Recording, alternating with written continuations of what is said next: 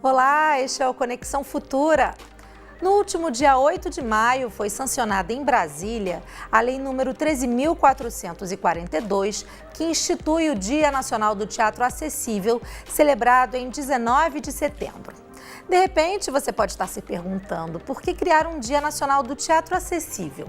Bem, é para garantir que pessoas com deficiência ou mobilidade reduzida tenham pleno acesso e participação na vida cultural das suas cidades em igualdade de condições. Um direito previsto no artigo 30 da Convenção dos Direitos das Pessoas com Deficiência da ONU, ratificado pelo Brasil em 2008.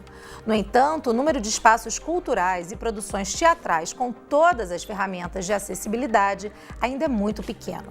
Então, para conversar com a gente sobre inclusão na cultura, estão aqui no estúdio Cláudia Werneck, que é fundadora da Escola de Gente, Murilo Onesti, que é advogado, e também a Nara Monteiro, que é audiodescritora. Olá, bem-vindos ao programa, é um prazer conversar com vocês. Cláudia, o Dia do Teatro Acessível é uma campanha, né? Uma iniciativa de vocês, da Escola de Gente, ainda em 2011. Foram muitos anos, né? A gente acompanhou muita luta, muita audiência pública, muita ida ao Ministério Público e, enfim, uma grande vitória, né? Muita participação na época de diferentes agentes da sociedade. E aí, o que significa, né, termos um Dia Nacional do Teatro Acessível? O que o Brasil ganha com essa data?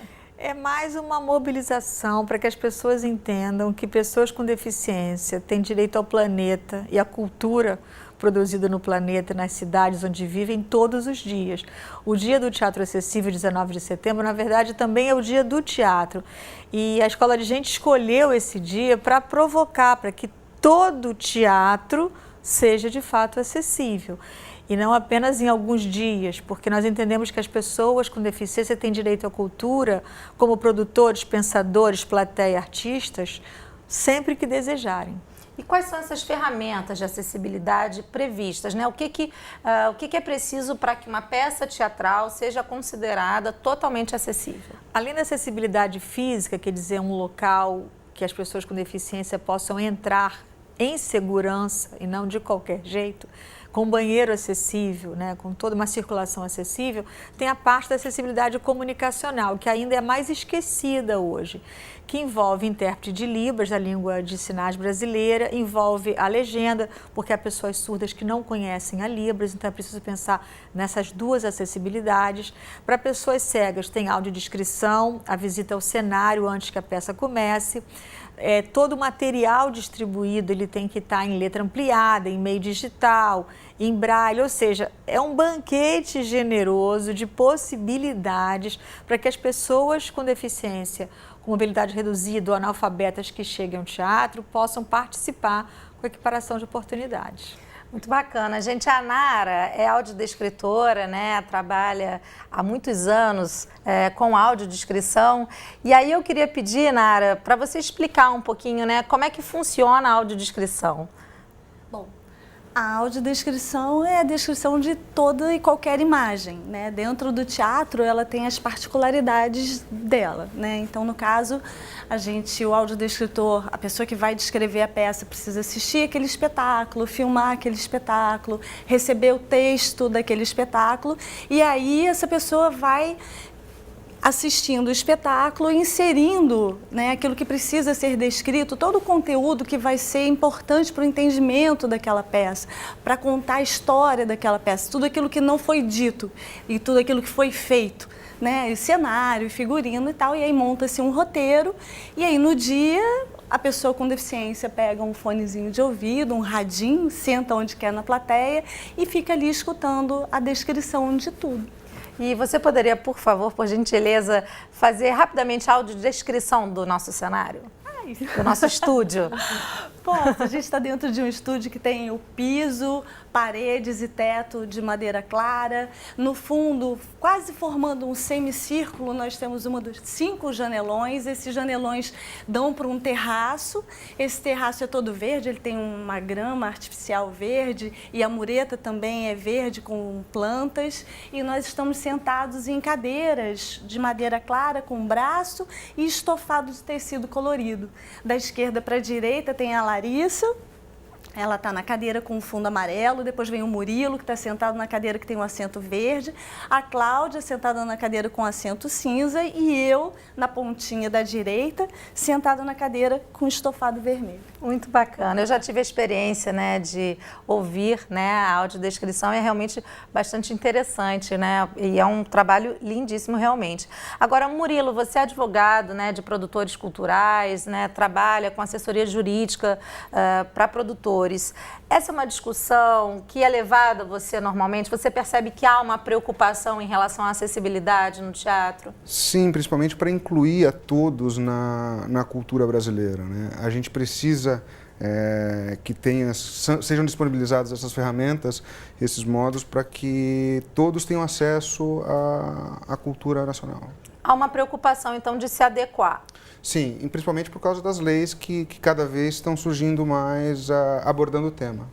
Bom, falando em lei, a legislação brasileira tem avançado muito nos últimos anos para ampliar os direitos das pessoas com deficiência. Em 2008, então, ratificamos a Convenção sobre os Direitos das Pessoas com Deficiência da ONU. Já em 2015, entrou em vigor a Lei Brasileira da Inclusão, conhecida também como Estatuto da Pessoa com Deficiência. E, além disso, a Lei Rouanet, que é o principal mecanismo de fomento à cultura do Brasil, determina que seja garantida a oferta de projetos artísticos e culturais em formato acessível para a pessoa com deficiência. Cláudia, a legislação está aí, as convenções estão aí, né? São tratados internacionais, né? Essa é uma discussão global. Mas o que falta para essas leis saírem do papel e se tornem efetivamente prática na produção cultural brasileira? É um processo de consciência, assim, das instituições e das pessoas, inicialmente, de que quem nasce com deficiência não é um detalhe da vida, não é um detalhe da humanidade, é alguém com o mesmo valor humano, é um sujeito de direitos, de todo e qualquer direito, porque o direito à cultura não é um direito muito entendido como nobre em qualquer situação, né? E no caso das pessoas com deficiência, fica como um direito ainda menos importante. Quer dizer, se entende que as pessoas com deficiência façam alguma manifestação artística e aquilo é visto como engraçadinho, bonitinho, raramente até com um interesse mais profissional. Mas fazer cultura acessível, que é um entendimento maior, né? O entendimento de que as pessoas com deficiência podem, inclusive, circular por toda a produção artística. Eles podem estar onde desejarem. Isso é uma questão de consciência e o segundo ponto é uma questão de planejamento e orçamento. É preciso pensar a cultura nessa perspectiva da inclusão, com esse enfoque e fazer um orçamento com esse enfoque, porque tudo que você faz com acessibilidade muda o orçamento para mais. Então as pessoas falam, mas fazer acessibilidade é caro, e nós respondemos que não, é que o seu orçamento de cultura é um orçamento para discriminar pessoas com deficiência. E o orçamento que nós defendemos é um orçamento de não discriminação. Que contemple, né? Que contemple. E são necessidades específicas. E o teatro, como ele ganha, como é um sentimento nobre no sentido da alegria, do prazer, quando você está vendo acontecer um espetáculo totalmente acessível. Nós, inclusive, estamos hoje qualificando os espetáculos que nós fazemos com total acessibilidade. A Nara trabalha conosco e eu considero a Nara a melhor audiodescritora do Brasil. Não que eu conheça todas, mas com certeza ela é. Mas nós estamos hoje considerando que não é nem mais um espetáculo cultural, é uma vivência, é uma experiência inovadora, de tal monta, com tal força transformadora, que nós achamos que ultrapassamos em alguns momentos, sem desmerecer a cultura, mas a própria experiência cultural. É uma experiência humanística. Sim. Os depoimentos, né? Eu já tive a oportunidade de acompanhar alguns espetáculos, né, do grupo da Escola de Gente, os Inclusos e os Cisos, não só como irmã da Cláudia, mas também como repórter aqui do Canal Futura, e os depoimentos que a gente tem, né, das pessoas que participam dessas sessões, até mesmo das pessoas que não têm deficiência, a experiência, né, aquela vivência é realmente muito, muito gratificante, muito enriquecedora. Eu vou pedir para a gente exibir um vídeo que fez parte da campanha do Teatro Acessível, olha só. Ao fundo, uma cortina de teatro. Sou Jorge, sou cego. Fui ao teatro e achei lindo o cenário. Sou Ana e sou surda. Fui ao teatro, um musical que me emocionou muito. Me chamo Rafa e só respiro por aparelhos. Fui ao teatro e assisti a peça toda da primeira fila. Somos Bel Diogo e Thiago. e nosso maior desafio é ter teatro acessível no Brasil. Cortina abre e mostra logo onde está escrito. Teatro Acessível, Arte, Prazer e Direito. Saiba mais em teatroacessível.org.br. Muito É bacana. uma campanha da Fenice, foi a primeira campanha com total acessibilidade da TV brasileira. E eu me lembro das conversas com a Nari, a direção, né, da Fenice, o Beto, assim, para ver como que ia encaixar a audiodescrição em 15 segundos, não é isso? É, porque a audiodescrição, ela tem essa questão de tempo, né? Porque, assim, a ideia é nunca a gente descrever sobre alguma fala, né? Porque essa fala é preciosa para o entendimento do que está sendo veiculado, seja peça, filme e tal. E quando você tem pouco tempo, né, você tem que ali dar aquela selecionada naquilo que você vai dizer que seja o mais importante para aquela hora ou que defina aquilo, né, que dê a ideia Do todo daquilo, assim. E aí a gente ficou super conversando, porque tinha pouco tempo, porque era necessário esse pouco tempo para veiculação e tinha que ter a audiodescrição. Muito entende? legal. Então, Murilo, a gente citou a Lei Rouanet, né, quando falamos sobre legislação, e essa determinação da questão da acessibilidade na Lei Rouanet, ela é recente? É recente quando se fala em relação a instrumentos como audiodescrição, a Libras. Essa determinação veio pela instrução normativa do começo do ano, que está regulando a nova regulamentação. Antigamente se falava em acessibilidade, mas se preocupava mais em relação ao espaço físico. A questão espacial, rampas, cadeiras e lugares para os deficientes. É um avanço. A Lei Rouanet, então, está contemplando outras questões de acessibilidade. A duras penas, eu admiro muito o Ministério da Cultura, o corpo técnico do Ministério da Cultura, porque já tive embates seríssimos com eles. Mas eu acho que todos estão muito interessados em lançar. E a instrução normativa é uma prova disso, porque ela foi pensada pelos técnicos do MINC, pelo corpo técnico do MINC. Né? E ela tá seguindo também o Estatuto do Deficiente, né, que foi de 2015, que você citou. Exatamente. Com a Lei Brasileira de Inclusão, nós tivemos um avanço no entendimento do que é discriminar. A falta de acessibilidade nos espetáculos teatrais é um ato de discriminação, que pode, não é ainda, pode no futuro, eu imagino que com o avanço da sociedade possa ser considerado um crime, porque ele impede, na verdade, o direito à participação. Exatamente, o acesso. O acesso à participação. Agora, já é considerado criminoso, sem ser crime, você impedir o acesso de pessoas ao conteúdo, porque as pessoas precisam ter acesso ao que acontece com outras pessoas que estão ali na mesma situação. É um exercício de cidadania, né? Sim. A acessibilidade nada mais do que deixar que todo mundo tenha as mesmas condições que todo mundo tem. Eu vou pedir para a gente colocar na tela algumas fotos do espetáculo Um Amigo Diferente, que foi, por favor, Cláudia, me corrija, o segundo espetáculo com todas as ferramentas de acessibilidade. A gente vai passando as fotos. E aí é um espetáculo super divertido, um musical maravilhoso, Cláudia. E aí, a partir do projeto Teatro Acessível, vocês também têm feito caravanas, né? Por cidades do Brasil, realizando oficinas. As fotos são mais da nossa caravana. Da caravana. Essa foto é linda, aliás, né? Ali a Libras. Essa é a mais recente, caravana. É a mais recente, que tem o patrocínio da MRS por meio de Lei Rouanet, tem apoio do Ministério Público. Nós sempre nos associamos muito ao Ministério Público, porque nós entendemos que são parceiros importantes, até para dar credibilidade ao cumprimento da lei, que nós estamos cumprindo, para que as pessoas entendam. Teve uma cidade, por exemplo, que a prefeitura havia se comprometido a oferecer banheiro acessível, ela não ofereceu, e a Escola de Gente, com recursos do projeto de obra, de aluguel de equipamento, alugou um banheiro químico acessível. Que eu não sei nem se chegou a ser usado, né? Você estava nesse dia. Eu estava. Mas o fato é que a gente garante porque tem que garantir, porque não pode uma pessoa em cadeira de roda chegar para assistir um espetáculo e não ter dinheiro e direito ao banheiro. E você não tem como prever quem é o público, né? Quem vai assistir o seu espetáculo. Assim como já construímos rampas em teatro aqui no Rio de Janeiro, no Teatro Ipanema, para o palco, porque não tinha rampa para o palco. E nós íamos fazer o lançamento desse projeto de lei que estava sendo lançado, e nós construímos uma rampa, né? E o banheiro foi usado. A banheiro foi usado, A Nara está aqui de ainda, testemunha. né? Agora, o interessante é que, assim, tem que se dar um jeito para fazer acessibilidade. Não importa, a desculpa de não ter orçamento, para mim, é revoltante. Inclusive agora, eu sou aqui, não sou especialista no assunto, mas acredito que a Lei Rouanet agora, tendo esse dispositivo, né, essa normativa, os orçamentos agora têm que contemplar essas ferramentas, né, para serem aprovados. E o que eu vejo às vezes algumas pessoas dizendo eu não consigo patrocinador que aceite. Olha, nesse ponto, nunca nenhuma das empresas que nos patrocinaram, e foram várias, questionaram por um segundo o valor dos recursos de acessibilidade.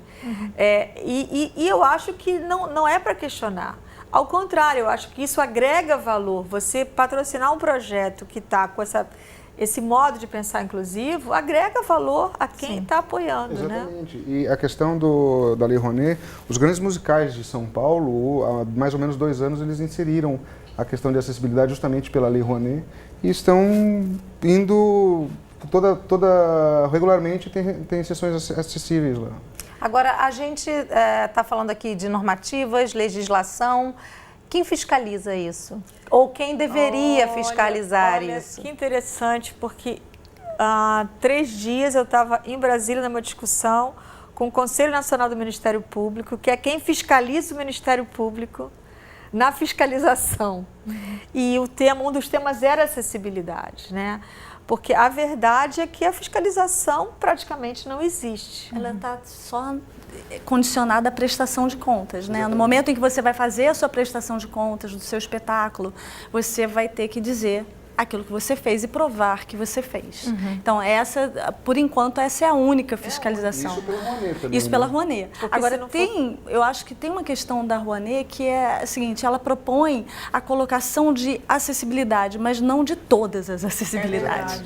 Então, e nem todos os dias. E nem todos os dias. Então, na verdade, aquele espetáculo, ele cai nessa questão de que ele não vai ser acessível todos os dias para qualquer pessoa. Ele vai ter o dia, né? Ele vai ter aquele dia marcado.